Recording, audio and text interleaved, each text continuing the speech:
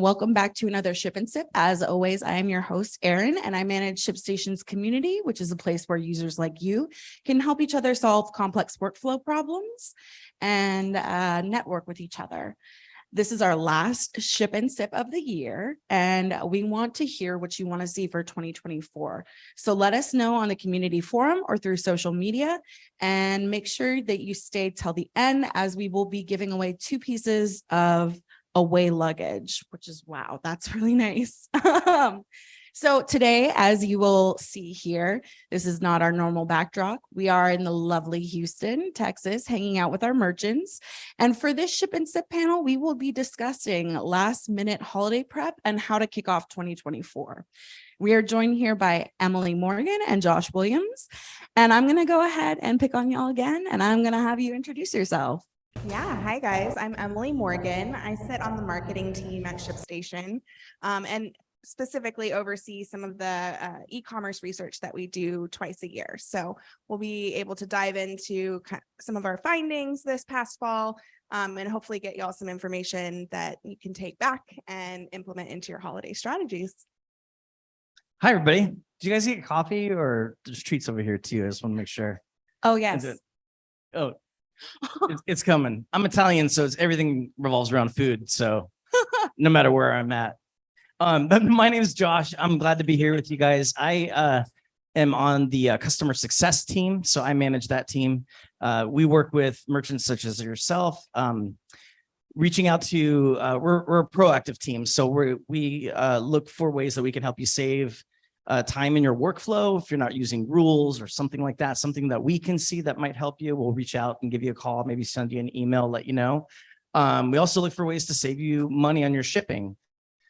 So we do carrier analysis. If you're using your FedEx account, you may be able to save a little bit using our UPS account. So, so on and so forth. So we handle a little bit of the workflow and then also the technical part of ShipStation. If you've got issues you're running into, you might talk to somebody on my team. Yeah, so we're here for you, and glad to be with you guys today. Amazing. Great intros, guys. So let's go ahead and dive in. As a reminder for anyone who isn't aware, ShipStation has recently released a holiday shopping trends report. If you missed it, you can keep an eye on your inbox for the post-event report. Emily, can you share with us an overview of this holiday trends report before we get started? Yeah, absolutely. So like I said, we do biannual research. A lot of this is benchmark data. So we really just want a pulse on, how are consumers shopping and spending in the e-commerce field. So we ask anything from, how long are you expecting your delivery time frame to be, to how much are you willing to pay for delivery? Or, what's your top concern when you're shopping online now that we're out of COVID? We kind of try to keep track of all these things. And as Erin mentioned, we just released our 2023 fall holiday shopping trends report. And this was a survey of 10,000 merchants and consumers across the world. So this is global data that y'all kind of have at your disposal now, again, to implement into your strategies moving forward. Perfect. Thank you so much. So now let's delve into the holiday report and explore the keys to making 2024 a success. And Josh, I'm going to start with you with our first question here. Projected consumer cutbacks have increased year over year, and consumers are spending less than merchants are currently projecting. What does this misalignment tell us? I mean, COVID changed everything, right? It really did, in terms of just how we buy, how we shop, but also for you, how you sell. And so I think it's not so much, I mean, people are spending less, right? Everybody's tightening up. So for you, as a merchant, obviously it's important that, you're looking at your margins and your shipping, if you haven't looked at what you're, showing your customers, in terms of your cost or what you're charging them, now is a good time to do that, right? Especially as we head into the busy season. I'm sure some of you are already seeing it pick up. It's really easy to just kind of put your head down and, I got to get orders out the door. But it only takes just a bit to just pause, relook at your rates, make sure that what your customers are paying you for their shipping aligns with your numbers and what you're expecting to see, so that you're, making the margin that you're expecting. So, everything is changing, in terms of the carriers now as well. So, really all the carriers need each other in order to make things, move across the world in terms of these packages. But we're finding that, having a multi-carrier solution is really how you can compete today. The carriers kind of specialize in their own, area. And so really having a network of carriers that you can, rate shop across is key. For a while there was like, well, I always use the post office. I only use the post office. I trust the post office, right? Okay, but that worked for a while. But these days now we see that successful merchants do have that multi-carrier approach and are able to pass that on to their customers to give them kind of a suite of choices when they're going to check out, when they can expect and when they want to get the package, you can, go ahead and deliver on that. Mhm. So you've kind of seen that like variety and giving your consumers choices instead of saying, hey, we need you to do X, Y, or Z, or this is the carrier you're going to have, allowing them to choose where they actually want to spend their money. Yeah. I think for a merchant, we want our choices, right? I mean, we want to be able to specify, well, I don't really need that right now, or I need that tomorrow, that sort of thing. And so if you're able to offer your customers that flexibility and then let ShipStation on the back end kind of take the ease of being able to sort that out for you, I think that's the best of both. Yeah.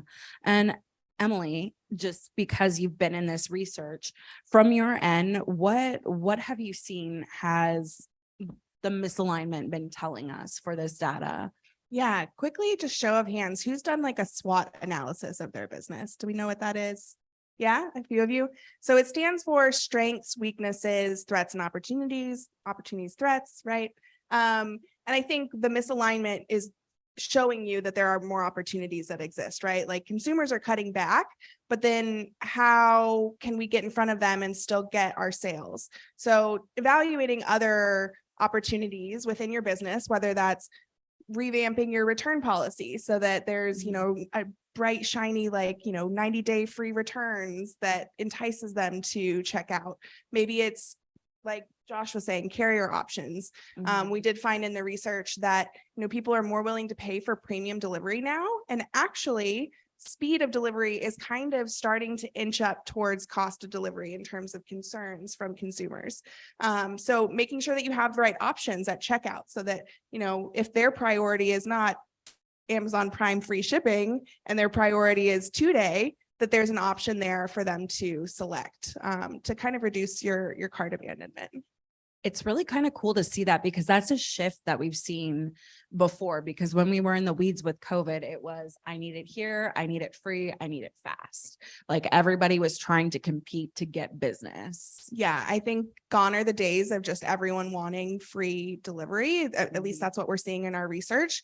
Especially among the younger generations, 78% of millennials and Gen Zs were willing to pay up to $9 on top of their product cost for premium same day or next day shipping. So just with that extra option, not only are you reducing your overhead because you no longer have to foot the bill on whatever free option you were providing, they're more than happy to pay it and they get their package faster, which in the end makes them happier. Yeah, that I've always kind of marveled at that, because it's such a fast change when we come in e-commerce. I feel like with e-commerce, it's always fast and slow at the same time. Like everything changes, but at the same time, nothing changes. Oh goodness, I just got logged out. The next question, I actually need some assistance. Yes. So speaking about that, I don't have my questions. So What was one thing in the research that you were really surprised to see? I mean, outside of the change, was there something that you were like, I was not expecting this? Yeah, so one of the things that surprised me was porch piracy. I think we've all kind of experienced that on a like personal level to some extent, or you've heard Mhm. about someone whose package has been stolen. And I think we all as consumers realize this is an ongoing concern, right? We have other things like package lockers and Amazon can now get in your garage to deliver your package to make sure that it's safe. But as a smaller business, how can you ensure a safe delivery of your package? Mhm. And so one of the stats that we found was that 18% of merchants who were surveyed saw an uptick in the number of insurance claims that they were having to submit every year or this past Mhm. year. And so a lot of merchants going into 2024 are exploring insurance options beyond what the carrier can supply. Because if you've ever dealt with carrier insurance, it's a little bit clunky. It's a little hard to get a hold of them. And there are third-party insurance companies who, offer better value, better bang for your buck when you are insuring those packages. So I think that was one thing that I was surprised to see, is that a lot of merchants are actually considering third-party insurances. Any third-party insurance. We do offer Parcel Guard through ShipStation, which definitely has its benefits, and Josh can speak to those. But there are a lot of third-party insurance providers. Yeah, I think there's a I don't know, how many of you insure regularly? Okay. Small, it's usually it's usually a couple of hands, just like normal, right? How many of you are like, I would insure, I just don't know what's all involved, or it sounds like a headache, right? It's probably most of us, or it's not worth it. What we basically, where we stand and what we recommend is insure somehow, whether it's with, the carrier, whether it's with using Parcel Guard, which we have built into ShipStation, or a third party that you trust, whatever, that's fine. Especially now in this season, because the mail streams are moving so fast. Porch piracy is obviously up. The numbers tell us this is, the number of claims that are filed, like Emily said, is more this time of year to be expected. If you have questions about like, hey, should I insure? Talk to us, or, get a hold of, talk to us after or whatever.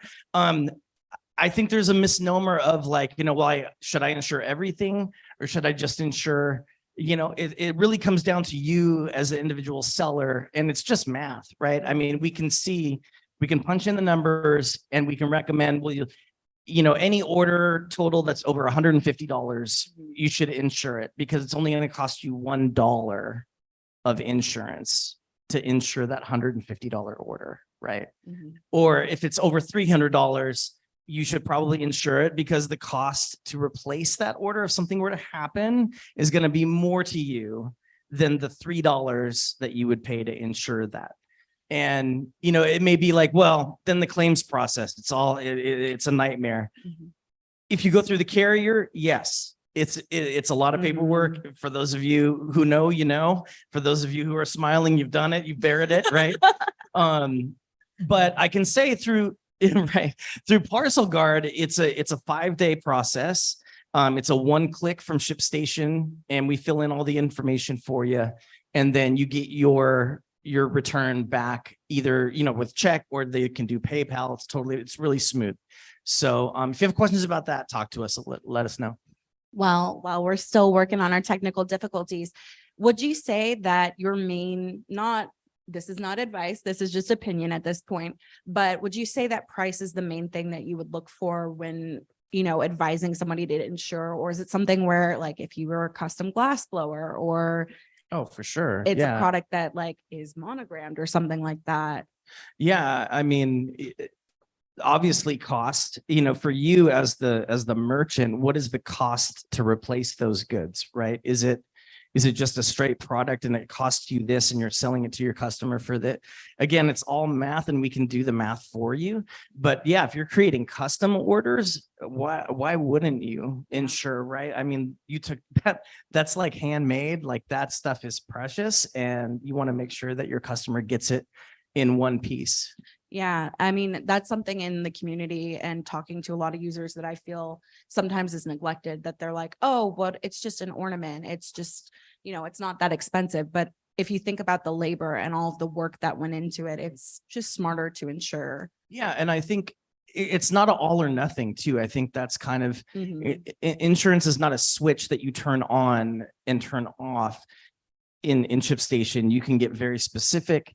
We can put in automation that just says, look for this criteria that you specify and then apply insurance to it.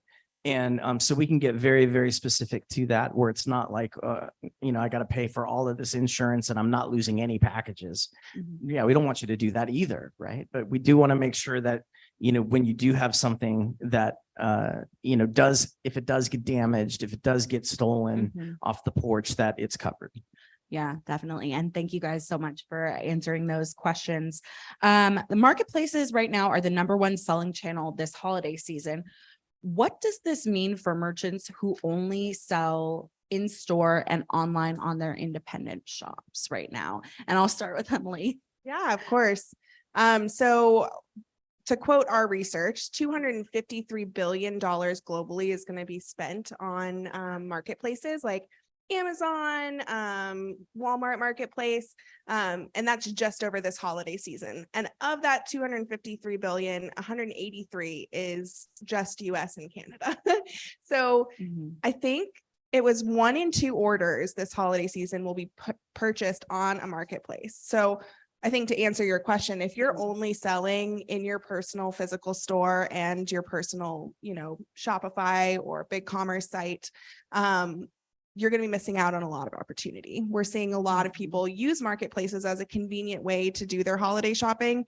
Not only can they access all these brands on Amazon, but they probably have, Amazon Prime. So they're already paying for free delivery. It's just, you keep adding up the pros and people are like, yeah, I'm going to shop for my holiday gifts on Amazon or marketplaces in general. So I think really it goes back to what Josh was saying earlier. Multi-carrier, multi-channel is the way to go. You need to be putting yourself in the eyes of all of your potential customers. And those customers exist outside of, just a organic Google search looking for a product like yours. They're going to stumble across your product in a marketplace. If you sell skincare, for example, and you're typing in Google, I want an organic skincare butter, you might pop up in that page. But if they go into Google, the likelihood of you popping up is probably a lot less, unless they specifically know your brand information. So I think it's really just about opportunity and maximizing your exposure. Yeah, and just to add to that, so my customer success team, we work with merchants who are like, you know what? Yeah, I only sell on my own like Shopify store. I've been wanting to like sell on Amazon, but I just don't know how. Like, I don't know what's involved. I don't know if I should. That's where my team comes in. We're the e-commerce experts. We work with thousands of customers. We can help you through that whole process. It can be daunting, right? It's like, I've always I've thought about doing that. I've wanted to do that. I just don't know where to start. Let us help you. Let us help you. That's amazing. For anyone who's interested in that, is there a way to contact or talk with you? Just go through our support team or? Yeah, you can reach out to support. You can give you my email. We can talk after. We can make it happen. Yeah. Perfect. So basically everybody come pick on Josh. Yeah. Give you my cell phone. Send them gifts. So this is obviously not the first time that we've released a trends report. We do this research pretty often. Emily, what would you say are the year-over-year trends that we're seeing? I know we've already kind of discussed some of them, but yeah, there's a couple highlights I think worth mentioning. One of the biggest ones I think is just paying attention to holiday season versus holiday season versus just the rest of the year, right?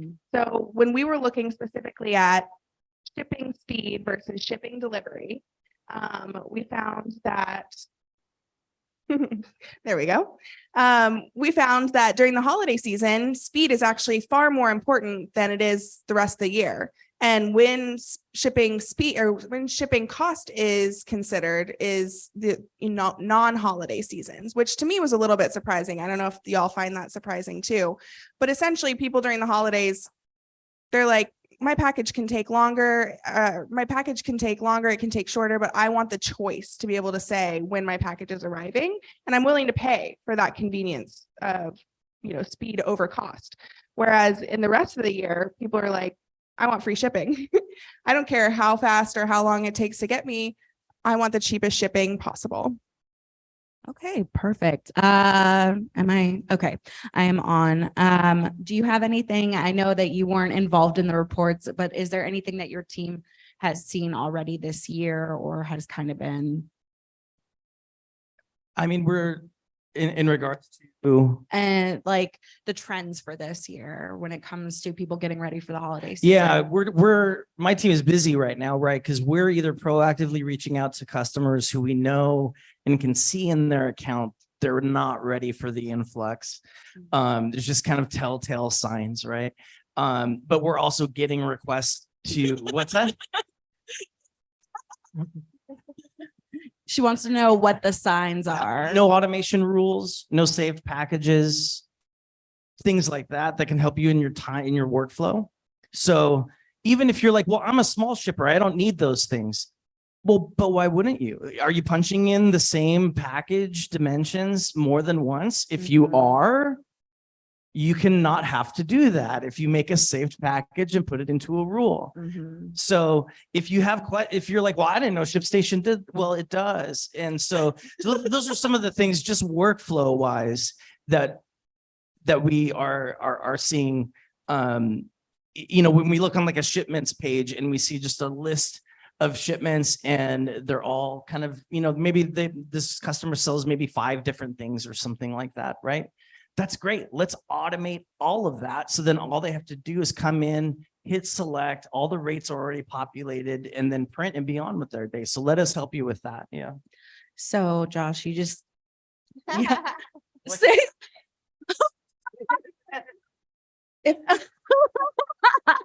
If I can just chime in really quickly too, I Yeah. think it also spans past the post-purchase experience. ShipStation can help you with a lot of like your customized communications that you send out to your customers, whether that's the tracking page, you can brand it, have it sent out, right after they purchase, also like 3 days later. You're in control of that post-purchase experience through ShipStation. And there's a lot of other ways that you can automate that too, to make sure that your customer feels in the loop. They feel like they know when they're getting their package and they feel like they never had to leave your branded website to go to a carrier's website to check. Yeah. How many of you are using branded tracking? only one. Okay. How many of you? That's just why you, didn't- Josh, are. That's why you're besties. Yes. How many of you didn't? How many of you didn't know that we had branded tracking in ShipStation?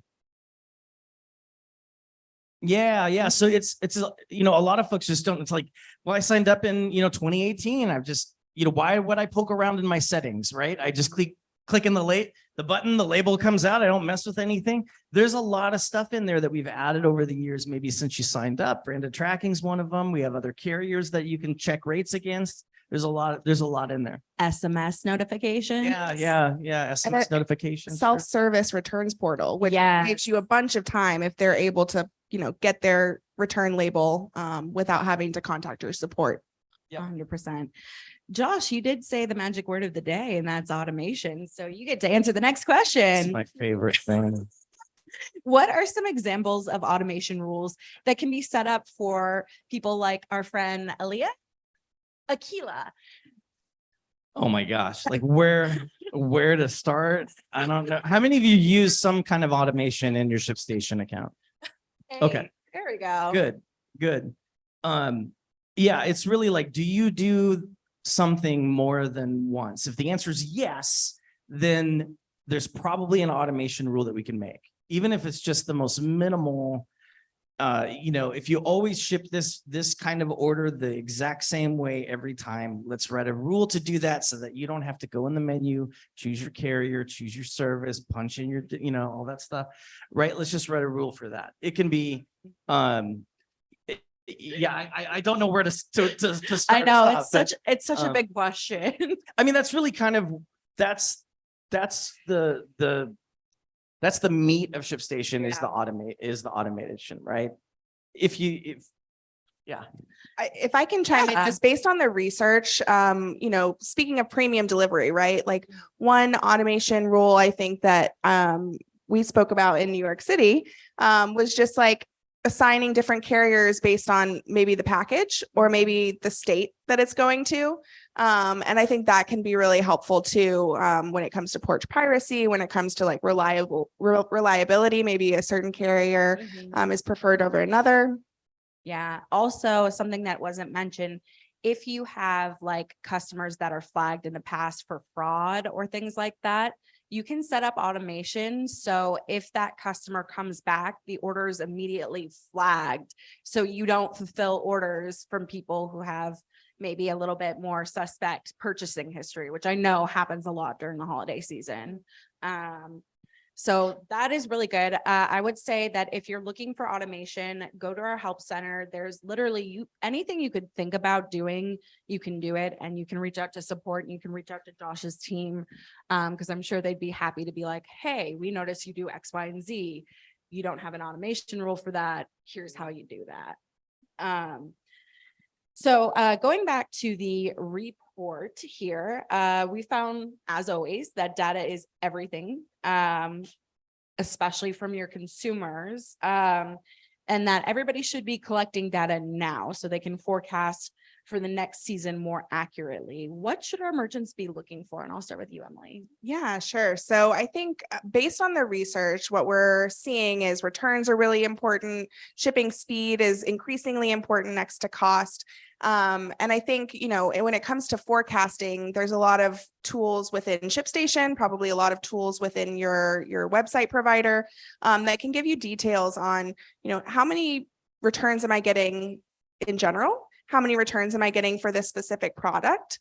How can I reevaluate my strategy if this certain product's being returned a lot? Is it maybe a question of, is the product description not good enough? And maybe improving that would then, limit the number of returns that I get. Or maybe it's, it is fragile and we need to look at packaging. I think really diving into sort of some trends that you're seeing within your own business, because every business is going to be unique. You can begin to see, okay, how can I prepare for 2024 so that there's less time consuming issues going on during a really busy season. So I think those are two that I would say. Anything to add on that one? Yeah, always. No, I think it's just important that you know your numbers. Whether you're using the reporting in ShipStation or whether you have, something like QuickBooks or something like that you rely on. There's a lot that can be gained in terms of knowing what's moving, what you're getting in and what you're pushing out, right? And so I think the other important thing is, know your numbers in terms of your product, your inventory, your pricing, that sort of thing. But also, and I talk to customers that are like this every day, where it's like, I signed up for ShipStation years ago. I plugged in my UPS account. I keep clicking the button. The label keeps coming out. I just don't like, why would I look to see if there's anything different? Because usually there is. E-commerce and shipping changes so fast and every day. So if you haven't looked at your rates, if you haven't looked at other rates and what other carriers can give you, now's the time, because it's really up to you, right? It's up to you, and there's a lot of options out there. So look at, maybe take a step back and look at what other ways to ship or carriers that you can utilize might be available to you. And important thing to mention here, and if you're not using our rates and you're working with a carrier directly, it's always a good idea, especially if you're putting out high volume, ask for an account manager, talk to the carrier, because sometimes if you're working with them directly, they're able to kind of help you and assist you and kind of give you some inside tips and tricks to work with.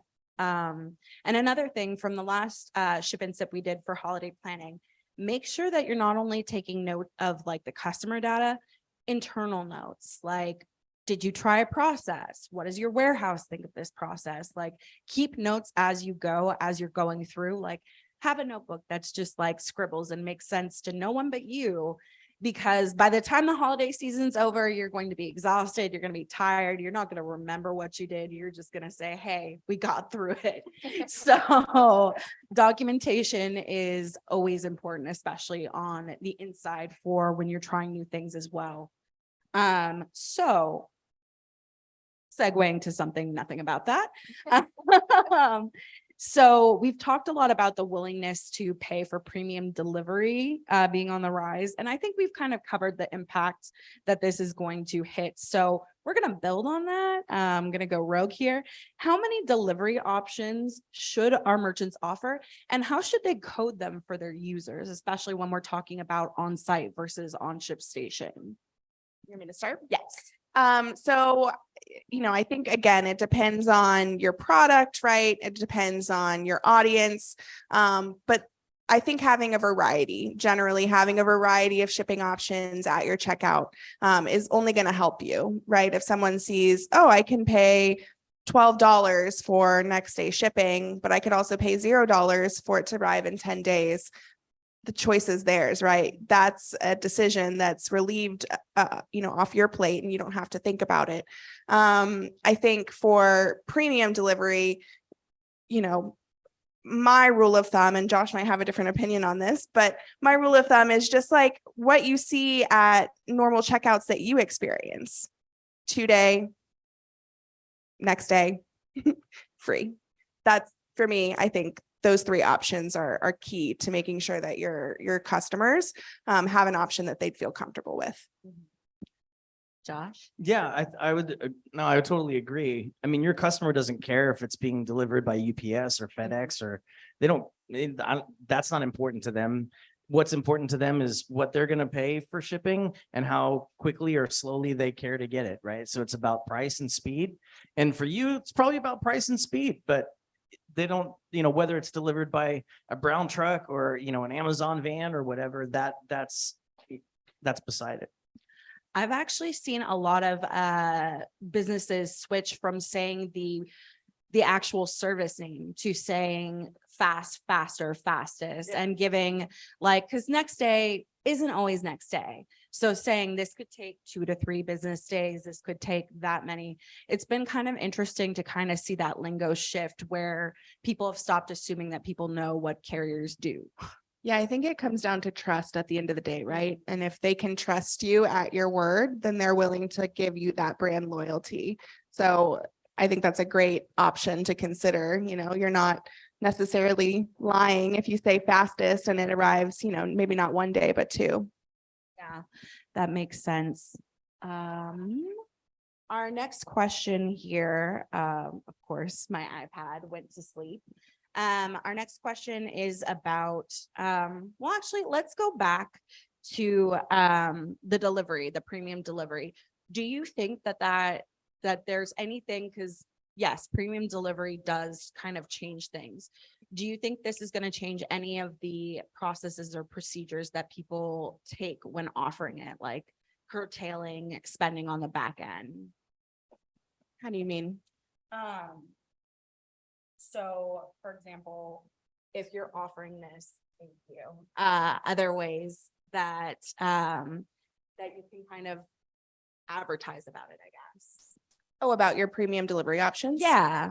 Yeah, I feel like that is a value add, right? Especially for the people that are waiting till the last minute to do their Christmas shopping, seeing a banner on your website that says, 2-day shipping for a flat rate, maybe could be, a marketing ploy. Definitely. So speaking of opportunities, then other ways that we can bring in profit and more sales, what are new ways that our merchants and people out here, either watching online or in studio, can kind of entice sales moving forward? Yeah. So our research showed that the majority, I think it was 64%, said that they were going to shop prior to October, in October or earlier. That's when they were starting their holiday shipping. So y'all might have a ton of holiday orders already in your queue. And I think the biggest thing or biggest way to increase sales is to make sure that you're getting the word out. So are you promoting your deals on your social? Or do you have, or have you implemented strategies for your website to make sure that your gift section is maybe categorized and on the homepage so that it's very quick to access those giftable items? I think those are a few ways in which you can really drive attention to holiday sales. And then I think, at the end of the day, it comes down to trust. I know I just said that, but if they're trusting you to provide a really great delivery experience, they're going to come back. So, maybe this is the first year that you're evaluating your returns policy, or maybe this is the first year that you're offering free shipping. Use it as a way to just see how it performs, and then you can build on that next year. And who knows, you might have those customers back on your website looking to shop because you provided a really great delivery this time around. Do you have anything to add to that one? Nope, I thought that was great. Yeah. Y'all are the marketing folks, so I totally trust you. I would say, I think that's really brilliant, because you don't want to do too much at once, because then it's going to fail, especially when it comes to holiday, and especially right now in November. Like if you're pivoting, you got to make it a micro pivot at first, because that's a lot of lift during your busy season. Yeah, this wasn't part of our research, but a recent report that I read was said that customers need 7 to 10 touch points before they make a purchase. So I think that's really like a nice tidbit to take away, and just think about, how many times am I getting in front of this customer? Do I have enough out there to really meet those 7 to 10 touch points, so that then they're coming back to your brand? It's not always, the minute they land on your site that they're making a purchase. Yeah, I would agree with that. So we talked a lot about premium delivery, and of course, we're going to circle back to that. But with all of these options for premium delivery, and I'm going to start this one with Josh, do you think that consumers are going to still expect free returns? And is that something that might hinder you if you're offering alternatives to, upcharge for shipping if you want it faster? Yeah, I think I think I don't know about free returns, but definitely a somewhat seamless return policy. I think Amazon kind of ruined that for all of us, maybe. It's so easy to send something back, right? And I think if you don't have a return, if you're not doing returns as part of your business, that's a business decision you made, and that's fine. If you are doing returns, or if you've thought about it or whatever, having a way to do that and giving it to your customer, like in the return portal, is something, again, it kind of puts it in their hands, and making that process as seamless and as smooth as possible, I think is really key. Yeah, just to build on that, flexible returns was ranked number 4 with consumers in terms of what they are most concerned about when it comes to holiday shipping and holiday deliveries. So it's clearly top of mind, maybe not, the number 1 priority, but it is on their mind. And I think that, phrasing flexible returns kind of piggybacks off of what Josh was saying. It might not need to be free, but is it seamless, and is it easy to return? And are you upholding your end of the deal, whatever's written in your policy, so that the customer, again, feels like they got what they signed up for? Yeah, that's a really good call. At this point, we are actually at the end of my questions for y'all. So I'm going to open up to the audience here. Are there any questions for our panelists and your local BFF, Josh? Yes, here. Thank you guys so much. So I use ShipStation to ship books, and I also have a lot of clients who are authors, and we're partnered with a third-party company that does fulfillment. Well, they don't like to say whatever, but anyways, do you guys have any other companies? Because their price points are starting to go up. It's becoming extremely expensive. So just looking for alternative solutions to be able to drop ship our books. So you're not fulfilling the orders. You have a 3PL that does that for you. Are you selling on Amazon? Oh, okay. Okay, got you. Totally understand. Yeah. Yeah, we have a couple that we not necessarily partner with, but that we know are smoother to work with than others that I can definitely give you. I'll have to look it up though. I don't know offhand, but yes. You had a question? Yeah. I am coming over. All right, here's.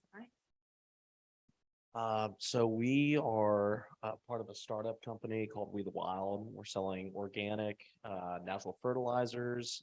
But the target audience is more so not, the typical like Lowe's, Home Depot. We're trying to get into big box retail. We've been pretty successful in e-com. But one of the things that has been a pain point for us right now has been orders with a lot of SKU variety and trying to condense that processing time for our fulfillment associates. So my question is there any way to add an automation that filters the quantity per SKU for orders of multiple SKUs? Because right now with our automations, we're able to do it by, equaling the number of line items, equaling the total quantity, but we can't necessarily narrow it down to, one quantity of SKU A or two quantities of SKU B. Got it. Yes. Do you use product tags? Like on the actual product Mhm. itself? Yes. Okay, so let me look at your account. It's a couple of different steps, but yes, there's a way to do that. Okay. Yeah, Awesome. yeah, I'd have to know a little bit more about your like pick pack process and how you want to sort those, and then also how you want to fulfill it, just to make sure that the tags and the automation rules are in an order that makes sense that's going to basically serve it up to you to go ahead and print. Gotcha. And then my other question would be for bundles.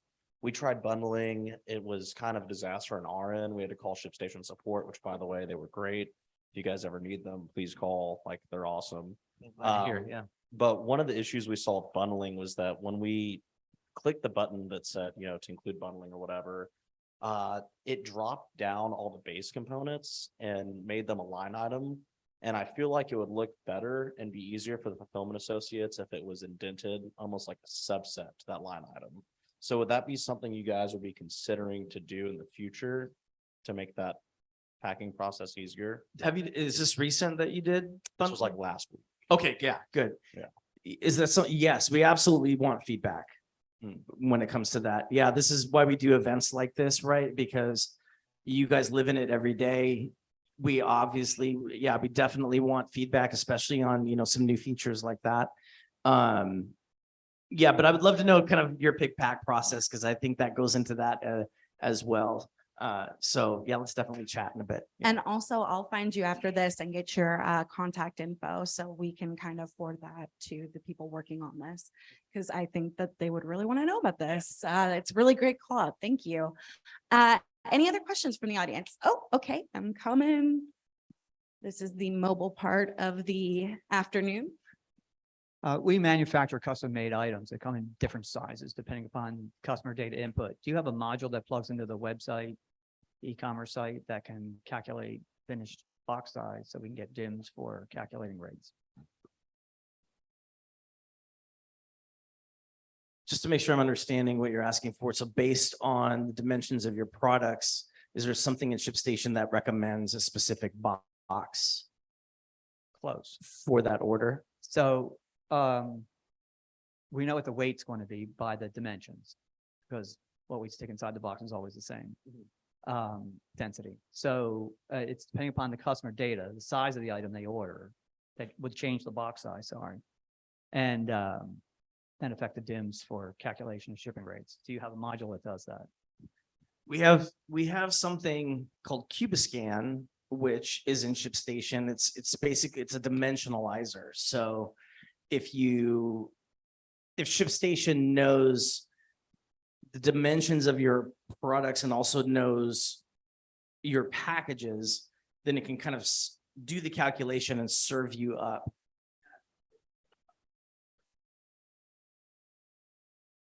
Okay. Right.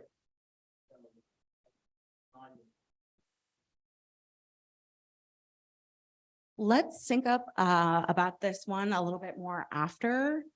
That's a good one. Yeah.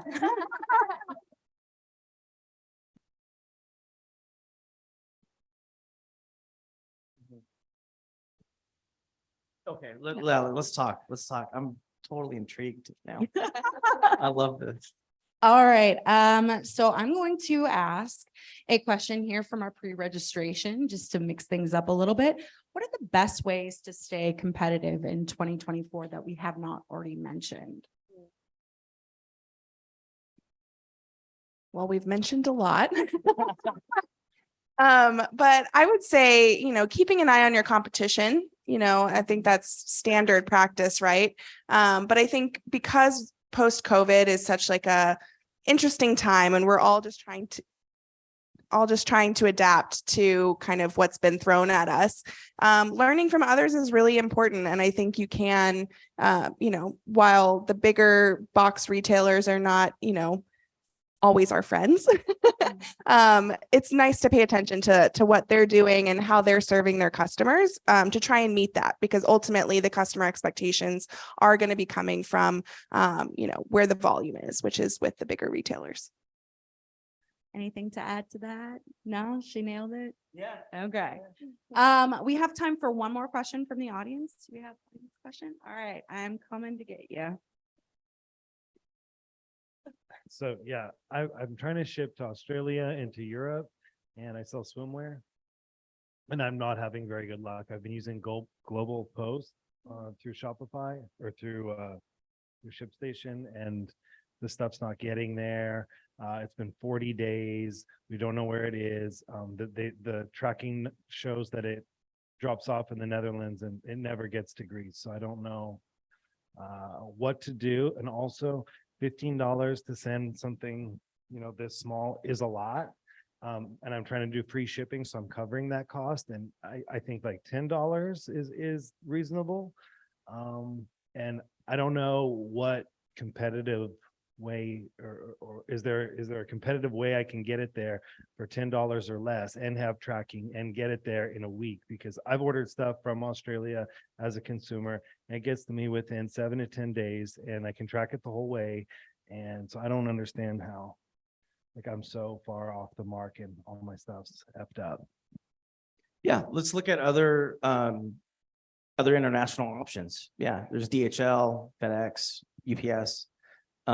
Is probably where I would start. But yeah, we can definitely let's chat about it. I'd love to kind of see what you have set up already in your ShipStation account, and then what are some other options that we can try. Perfect. Okay. Well, unfortunately, it looks like we are out of time for today.